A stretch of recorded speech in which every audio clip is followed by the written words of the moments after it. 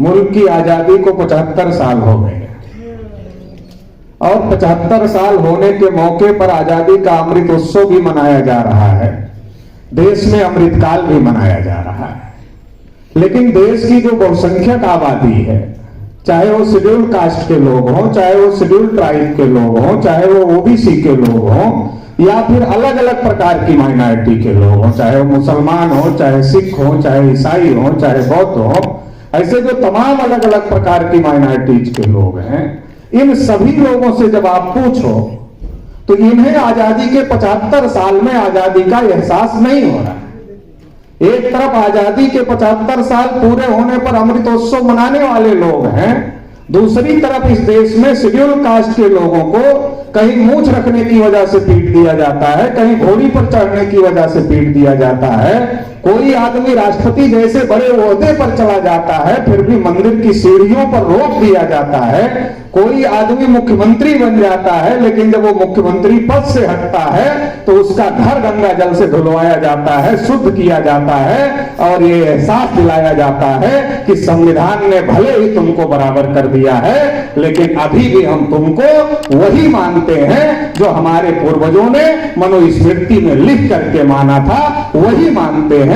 ये बात आज भी खुलेआम हो रही, शेड्यूल कास्ट के लोगों के साथ में हो रही, शेड्यूल ट्राइब के लोगों के साथ में। संविधान की 5वीं और 6ठी अनुसूची में बाबा साहब डॉक्टर अंबेडकर ने लिखा कि जिस इलाके में आदिवासी रहते हैं वहां के जल पर, वहां के जंगल पर, वहां के जमीन पर आदिवासियों का अधिकार होना चाहिए। लेकिन आज उनको तमाम प्रकार से वहां से खदेड़ने की कोशिश की जा रही है, जल जंगल जमीन से वंचित करने की कोशिश की जा रही है और पूंजीपतियों को जल जंगल जमीन देने की साजिश की जा रही है। आदिवासियों के साथ अन्याय हो रहा है।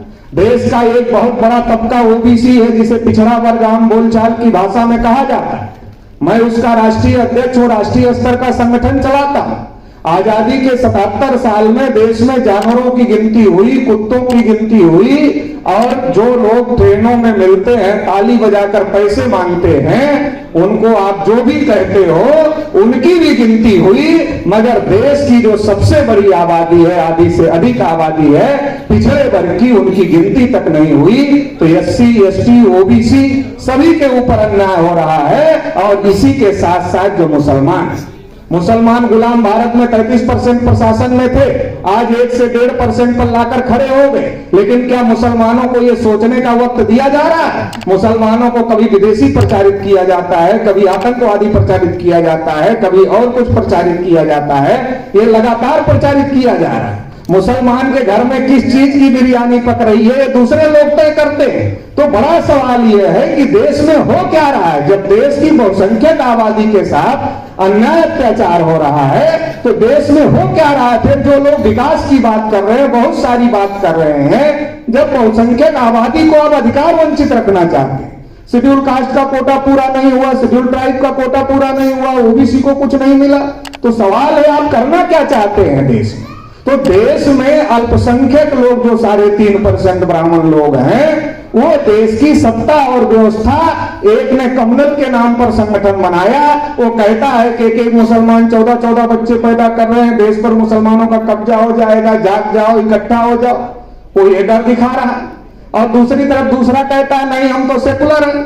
ये दोनों जो नौटंकी चल रही है कम्युनल और सेकुलर के नाम पर, तो सेकुलर की नौटंकी में मुसलमान ज्यादा फंसे हुए हैं और कम्युनल की नौटंकी में ओबीसी, एससी, एसटी के लोग और खास तौर से ओबीसी के लोग, पिछड़े वर्ग के लोग बहुत ज्यादा फंसे हुए हैं। तो ये दोनों नौटंकी से बाहर निकलना पड़ेगा और ये दोनों नौटंकी से बाहर निकल करके हिंदू मुस्लिम एकता की बात बहुत हो गई। हमारे मुसलमान साथी भी बहुत बात करते हैं हिंदू मुस्लिम एकता की। हिंदू मुस्लिम एकता से काम नहीं चलेगा। जब हिंदू मुस्लिम एकता की बात होती है तो हमारे ऊपर जो जुल्म कर रहा है उस जालिम के साथ बैठना पड़ता है। तो हिंदू मुस्लिम एकता से काम नहीं चलेगा। अगर एकता करना है तो मजलूम की एकता करिए।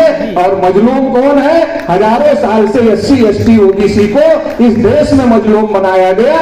संविधान में सभी अधिकार मिल जाने के बावजूद भी आज अधिकार नहीं मिल रहे हैं और 77 साल में मुसलमानों को भी इस देश में मजलूम बना दिया गया है। तो इसलिए एकजुट होने की जरूरत है। जैसे जब हम फिल्म देखते हैं तो फिल्म में, पुरानी फिल्मों में एक सीन होती थी कि दो बच्चे एक ही घर में पैदा हुए, बचपन में बिछड़ गए, एक पुलिस हो गया और दूसरे का पालन किसी चोर डकैत ने किया तो डकैत हो गया या कुछ भी हो गया, लेकिन जो तीसरा खलनायक है वो ये जानता है कि दोनों के माँ बाप एक हैं। जब वो जानता है दोनों के माँ बाप एक हैं तो पुलिस वाले को भी चढ़ाता है कि वो उससे लड़े और डकैत को भी चढ़ाता है कि वो उससे लड़े। दोनों को उकसाने का काम करता है और दोनों को उकसा करके लड़ाने का काम करता है। दोनों तब तक लड़ते हैं जब तक उनको पता नहीं चलता कि हम भाई भाई हैं, हमारे माँ बाप एक हैं, हमारे पूर्वज एक हैं, हमारे पुरखे एक हैं। अभी तक हम इसलिए लड़ रहे थे कि हमें पता नहीं था कि इस देश में हम सभी के पूर्वज एक हैं, पुरखे एक हैं, हम इस देश के असल बासिंदे हैं, असल मूल्यवासी हैं। लेकिन जब तीसरा आदमी जाकर फिल्म में बताता है कि नहीं तुम्हारे माँ बाप तो एक ही हैं, ये तो तीसरा खलनायक है, तुम्हारे परिवार का दुश्मन है जो तुमको लड़ा रहा है, तो दोनों इकट्ठा आ जाते हैं। इकट्ठा आते हैं तो खलनायक का बंदोबस्त हो जाता है। इस देश में SC ST OBC माइनॉरिटी को जो आपस में लड़ाने वाले लोग हैं वो तीसरा आदमी भांगसेठ संगठन है, वो तीसरे आदमी वो अमन मेश्राम साहब है जो ये बताने का काम कर रहे हैं कि हम अलग अलग नहीं है, हमारे पुरखे पूर्वज एक थे। और जब ये बात पता चल रही है तो अब ये तय करना है कि हम आपस में नहीं लड़ेंगे बल्कि एक साथ मिलकर लड़ेंगे और जो खलनायक है उसका बंदोबस्त करेंगे। लेकिन लड़ेंगे किस बात के लिए? वो गलत कर रहे हैं तो हम गलत नहीं करेंगे, हम इंसाफ कायम करने के लिए लड़ेंगे। वो नाइंसाफी का निजाम कायम किए हैं, अगर हम इकट्ठा होते हैं तो उनका नाइंसाफी का निजाम ध्वस्त हो जाएगा, खत्म हो जाएगा और इंसाफ कायम होगा। इंसाफ क्या है? सबकी गिनती होनी चाहिए, जिसकी जितनी संख्या भारी उसकी उतनी हिस्सेदारी, ये इंसाफ है। इस इंसाफ की लड़ाई के लिए आप लोग साथ सहयोग देंगे, इतना इस मौके पर कहते हुए आप लोगों ने मुझे सुना, इसके लिए आभार, धन्यवाद।